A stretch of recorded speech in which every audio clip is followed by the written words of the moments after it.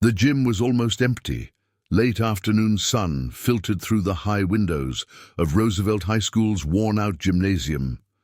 Echoes of bouncing balls and sneakers had faded hours ago, leaving behind the quiet hum of air vents and the soft squeak of a single pair of shoes moving across the hardwood floor. In the far corner, a teenage boy stood alone at the free-throw line, gripping a ball that seemed too big for his frame. His name was Marcus. 14 years old, soft-spoken, small for his age. He bounced the ball twice, stared at the rim and took the shot. It clanged hard off the backboard. No net, no grace. Just another miss. He sighed, jogged after the ball, and tried again. Another miss. Then another. It wasn't just his aim. It was his posture, his energy, like someone trying to prove something and failing with every attempt. What Marcus didn't know was that someone had just walked into the gym. Shaquille O'Neal was in town for a school outreach program. Scheduled to speak earlier that day, he had stayed behind for a quick tour of the facility. As his team chatted with the principal in the hallway, Shaq wandered, following the faint sound of a bouncing ball. He stood by the doorway, watching quietly. The boy missed again, bent down to pick up the ball, and paused when he noticed the massive figure standing at the edge of the court. Their eyes met.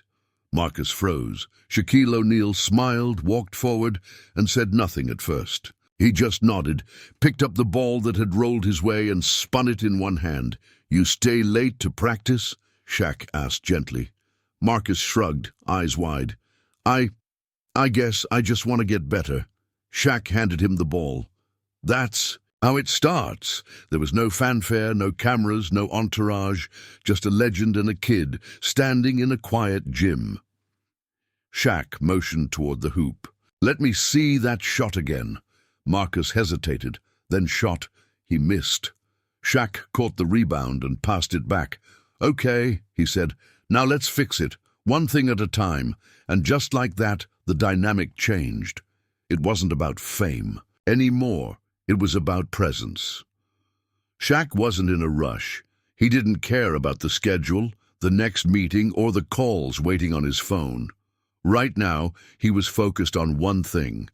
The kid in front of him who couldn't seem to find the basket, but hadn't stopped trying.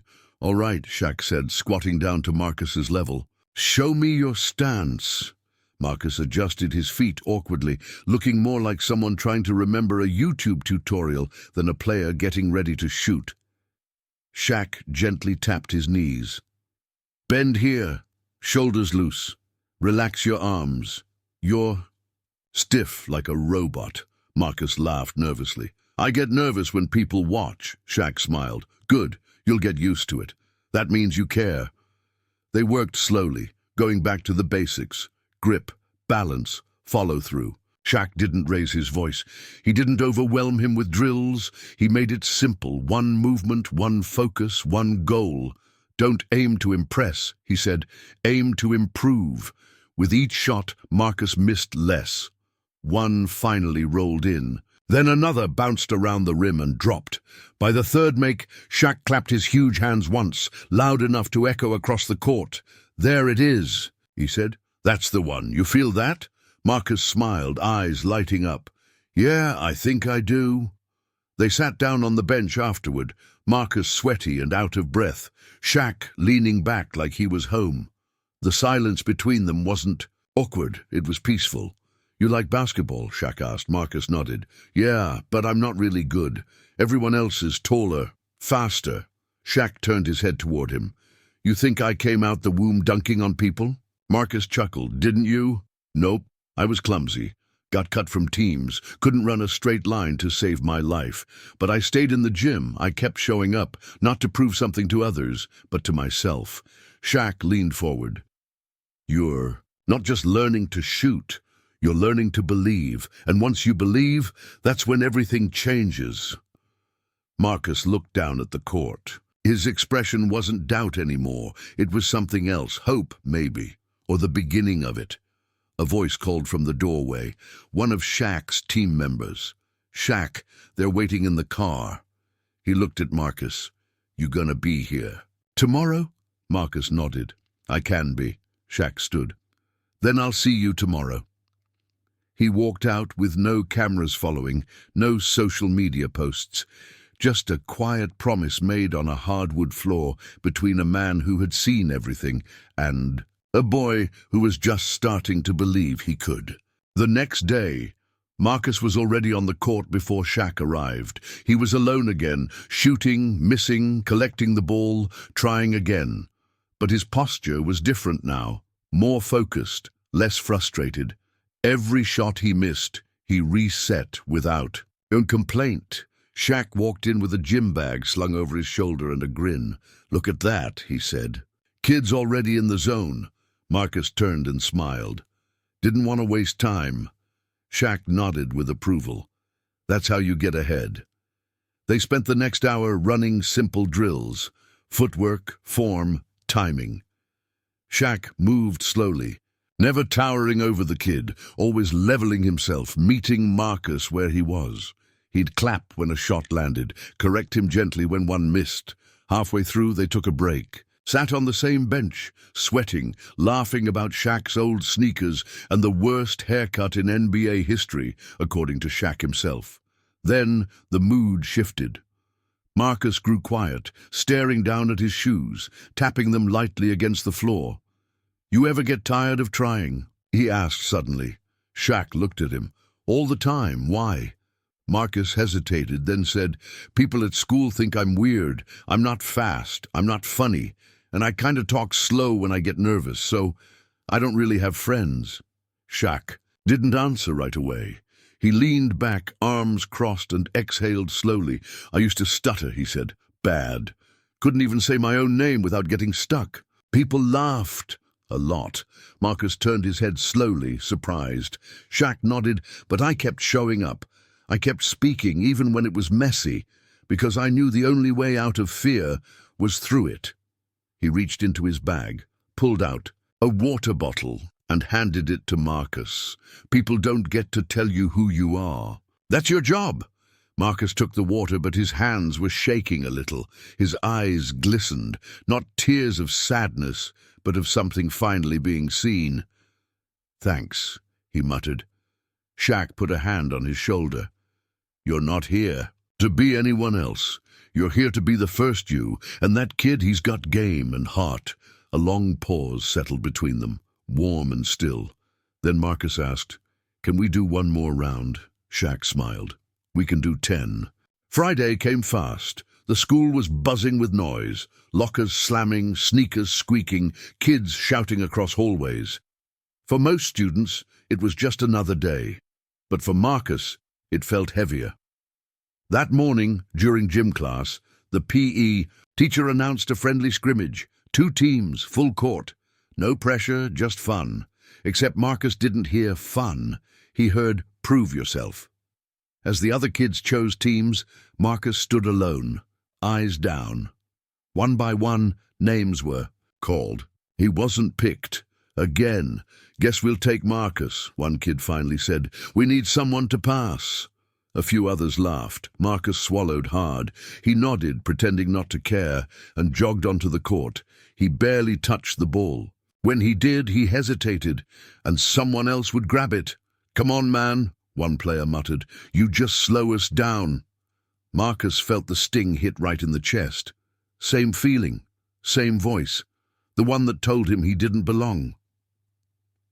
After a class, he walked slowly to his locker, head low, hoodie up, the energy he'd gained from Shaq's encouragement fading. But just before lunch, a voice echoed through the intercom. Marcus Evans, please report to the gym. Now. He froze. Teachers and students looked around, confused, curious. Marcus walked toward the gym like he was heading into the unknown. When he opened the door, he saw it. Shaquille O'Neal, standing at center court. Marcus blinked, unsure if he was dreaming. Shaq grinned. Heard you got game. Let's see it. A few students were already in the bleachers, phones out, jaws dropped. Teachers peeked through the doors. No one knew what was happening, but they knew it was something. Shaq tossed Marcus the ball. "John won," he said. "Just you and me. Let's go." Marcus stood frozen for a second, then smiled. The ball felt solid in his hands again. His body remembered the stance. He dribbled, pivoted, tried to shoot, and missed. Shaq passed it right back. Try. Again. The second shot. It sank. Nothing but net. The crowd let out a cheer. They kept going for 10 minutes. Laughter, missed shots, even a pretend block from Shaq that sent Marcus sliding and laughing on the floor. But something shifted that day. It wasn't the shot that changed everything. It was the fact that someone legendary, someone larger than life had chose to show up, not for a crowd, not for press, but for one kid. Marcus walked out of that gym different, taller, not in inches, in presence. And the whispers in the hall, they had changed too. By Monday morning, the video had gone viral. Someone had caught part of the one-on-one game between Shaquille O'Neal and Marcus. The clip of Marcus hitting that clean jumper, followed by Shaq raising both arms like he'd just been dunked on, was everywhere. Shaq surprises student with private game. Heartwarming moment goes viral. This is what real mentorship looks like. TV shows replayed it. Sports blogs wrote about it. Celebrities reposted it. The world was touched, but none of them knew the full story. They didn't see Marcus, alone after practice 2 days later, sitting on the bleachers, holding back tears because he still felt like the extra on his school team.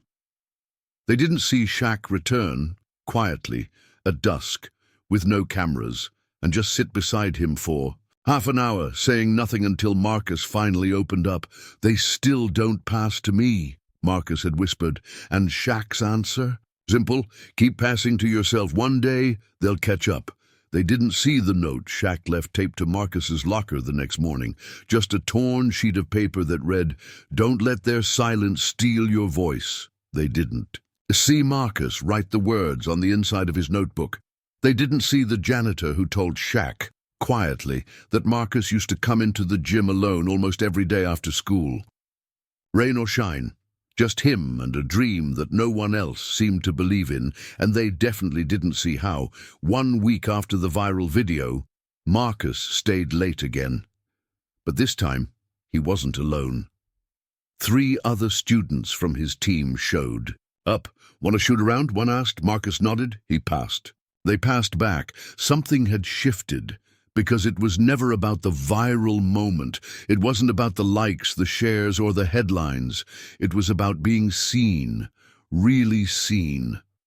Shaq had given Marcus something no trophy could replace. A sense of worth, not just as a player, as a person. That night, after everyone had left, Marcus stayed behind one more time. Just for a few shots. He missed the first, made the second. On the third, he sank it clean. No crowd, no camera, but he raised both arms in the air, just like Shaq did, and smiled. Winter had started to roll in. The gym was colder now, the echoes sharper, the bleachers creaking under the weight of fewer students staying late. But Marcus still showed up. Every day, he practiced alone sometimes. Other days, a few teammates joined. Not always kind, not always fair, but they passed the ball now. Sometimes Shaq hadn't been back for a week, and Marcus hadn't expected him to come. Celebrities moved on. Viral moments faded. That's just how things worked. Until one Thursday afternoon, Marcus found him standing at half court like it was the most natural thing in the world. Big coat, beanie pulled low, arms crossed, that same quiet smile. "You stopped missing," Shaq said. Marcus laughed. "Still miss a lot." "Yeah, but now you keep shooting. That's what matters." They worked out again. Drills, free throws, footwork. Then they sat on the floor, backs against the padded wall. Shaq reached into his coat and pulled out a folded piece of paper. "I made some calls," he said, handing it to Marcus. It was a flyer. Youth Development Camp, Atlanta. 2 weeks. Sponsored by one of Shaq's foundations. Marcus blinked. "Wait, what is this?" "It's a chance," Shaq said. "You don't need to be the best. You just need to show up with heart. like you've been doing." Marcus stared at the flyer, unsure if it was real. Shaq nudged him gently. "You in?" Marcus looked up, his voice low. "You really think I can do this?" Shaq didn't hesitate. "I don't think. I know." Then he stood up, walked back toward the center of the court, and turned to face Marcus again. "One condition," he said, pointing to the half-court line. "What's that?" Shaq smiled. "You gotta beat me, 1-1. No dunking." Marcus laughed, grabbed the ball, and ran to the line. He dribbled twice, faked left, went right, took the shot, and missed. Shaq rebounded, dribbled slowly, exaggerated a goofy spin move, and missed on purpose. Marcus got the ball back. This time, it went in. They stood at half-court for a moment, facing each other.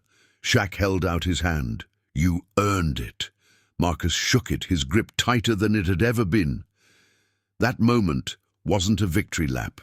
It was a promise, not just from Shaq to Marcus, but from Marcus to himself, to never let anyone tell him he didn't belong on the court or in the world. The camp gym in Atlanta was brighter, cleaner, louder. Dozens of young athletes filled the court, all hungry to prove something, to coaches, to scouts, to themselves. Marcus stood quietly by the baseline, clutching his water bottle, his backpack, slung over one shoulder. The court felt bigger here, the players taller, the drills faster. He looked down at his shoes, not new but clean. Nervousness crept in. That old voice, "You don't belong here," whispered again. But this time he had an answer. He reached into his backpack and pulled out the note Shaq had given him weeks earlier. "Don't let their silence steal your voice." He folded it, tucked it into his sock, and walked onto the court. The first few drills were rough. He missed a pass, hesitated on a shot, got shoved lightly by another camper fighting for a rebound, but he kept going. One of the coaches noticed. "Number 14. You don't quit, do you?" Marcus just shook his head. Later that day they scrimmaged. Marcus didn't dominate, he didn't drop 30 points, he didn't dunk, but he made smart passes, hustled on defense, encouraged his teammates, and in the final minute he hit an open jumper from the corner, clean. When the buzzer sounded, his team didn't celebrate wildly. They just smiled satisfied, like they'd earned something together. Shaq was there, in the back row, arms crossed, watching. He didn't say a word. Didn't need to. That night, Marcus stood outside the camp dorms, looking up at the sky. It was quiet. Still, a few boys passed by, one of them nodding toward him. "Nice shot today," Marcus nodded back. "Thanks." He looked up again, then down at his hands, the same ones that had once trembled just holding a basketball, now steady. He didn't know where the game would take him. College, maybe. Coaching, or maybe just back home to that same gym where it all started. But that wasn't what mattered anymore. Because what began with a missed shot had become something else. Not a viral story, not a highlight reel, but a reminder that greatness isn't measured in points. It's measured in how you show up for yourself, for others, for what's possible.